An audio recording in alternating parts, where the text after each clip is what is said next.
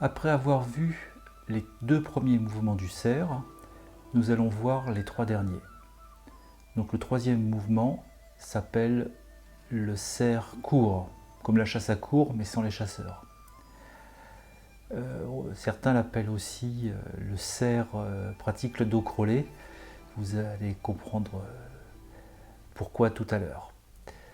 C'est un exercice très intéressant qui permet aussi de s'entraîner pour tout ce qui est équilibre, puisqu'on marque des équilibres pied droit, pied gauche. Et c'est un de mes préférés et j'espère qu'il va vous plaire et que vous pourrez le pratiquer comme vous voulez. Donc je le dis et je le redirai plus tard, c'est pas très important si vous ne pouvez pas faire de grands pas. Donc je lève par exemple ma jambe droite, je mets à l'horizontale mon bras droit avec les sabots, et là je vais faire 3 petits pas en tournant les bras, vous allez voir. 1, 2, 3, et je tiens le mouvement. Puis je vais faire à nouveau 3 petits pas. 1, 2, 3, voilà.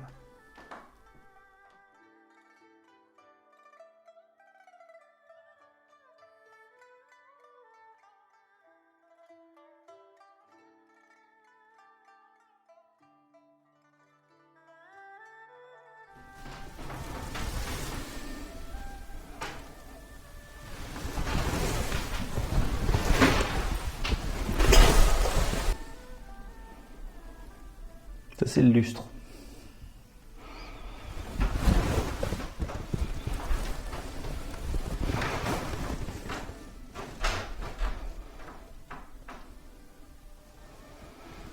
Voilà.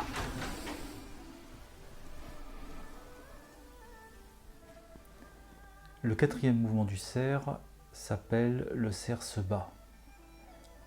En fait, le cerf va se battre à gauche puis à droite. Et ces mouvements correspondent à la fois à un étirement sur le côté, vous allez voir, du rein, mais aussi de toute la partie côté. Et on peut aussi ressentir une torsion, puisque le corps va se pencher une fois à droite, une fois à gauche. Et ça, le mieux c'est de pratiquer. Dans le 4e mouvement du cerf, le cerf se bat. Alors, je vous ai dit, ça ce sont les sabots du cerf. Ben là maintenant, la même position, ça va correspondre au bois du cerf. Ou alors les cerfs se battent avec leurs pattes, je ne sais pas. Donc ça va être, si je vous le fais de face, c'est un mouvement extrêmement simple dans lequel les mouvements de la colonne vertébrale vont presser un peu comme tordre un petit peu les reins. Donc ça va donner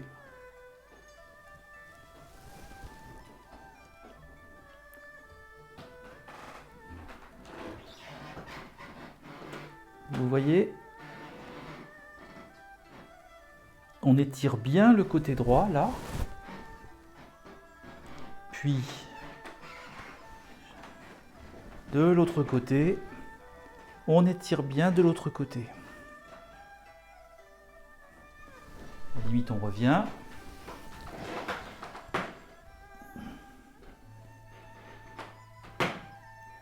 Si vous voulez faire le mouvement en descendant plus, c'est possible.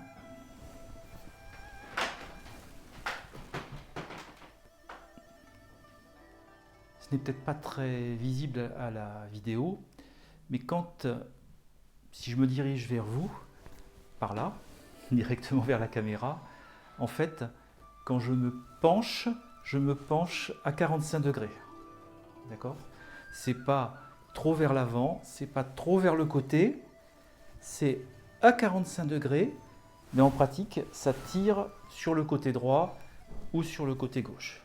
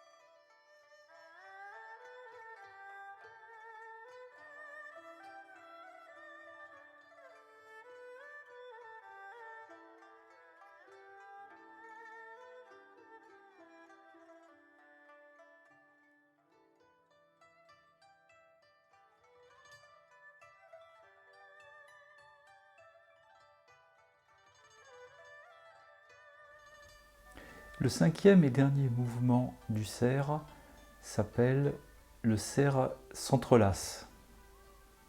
Je n'ai pas trouvé d'où venait l'explication de s'entrelacer dans le mouvement que vous allez voir.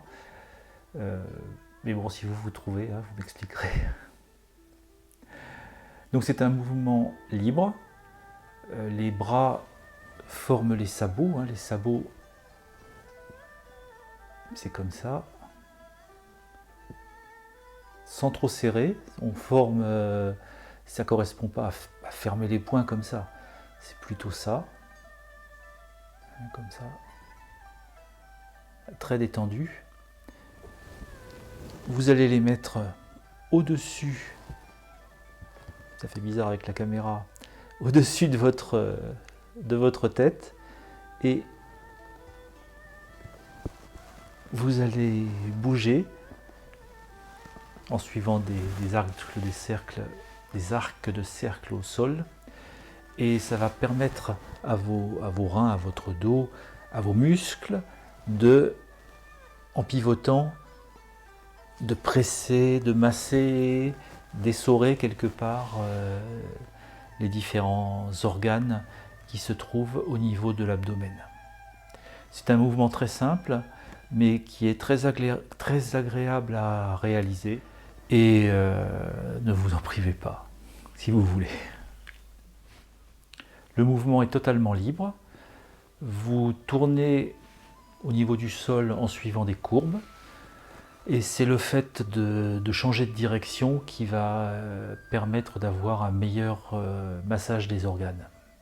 Bien. Et bien, à bientôt. Le cinquième et dernier mouvement du cerf est extrêmement simple. Et il est libre. Donc je vais vous le montrer. On forme les sabots. Et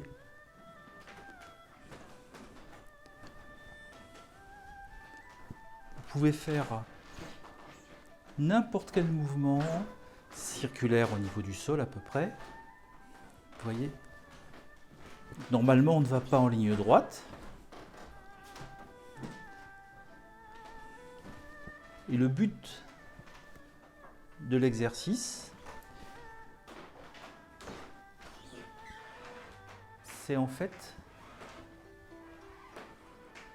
d'avoir des mouvements comme ça, qui provoquent un massage des reins bien sûr, mais aussi un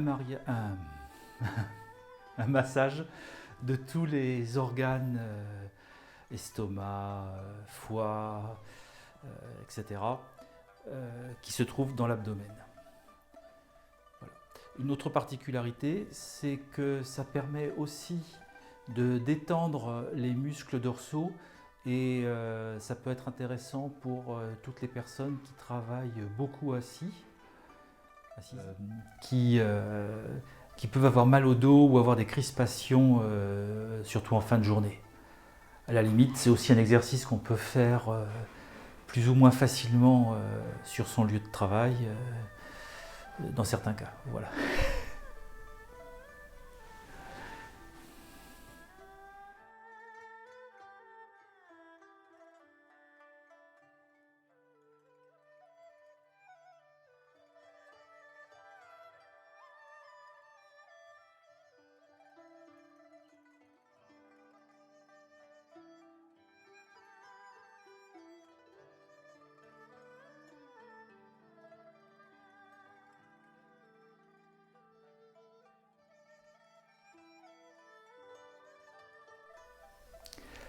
Juste une dernière petite précision. Si vous voulez faire tous ces exercices plus lentement, vous pouvez. Vous vous apercevrez aussi que plus on a d'espace, plus on a la capacité de ralentir.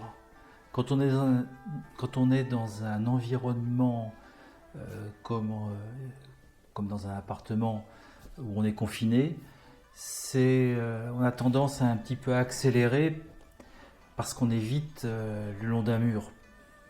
Voilà. Donc faites au mieux et puis même tant que vous ne vous mettez pas en danger au niveau des articulations ou sur un sol glissant, je pense que vous ne pouvez vous faire que du bien.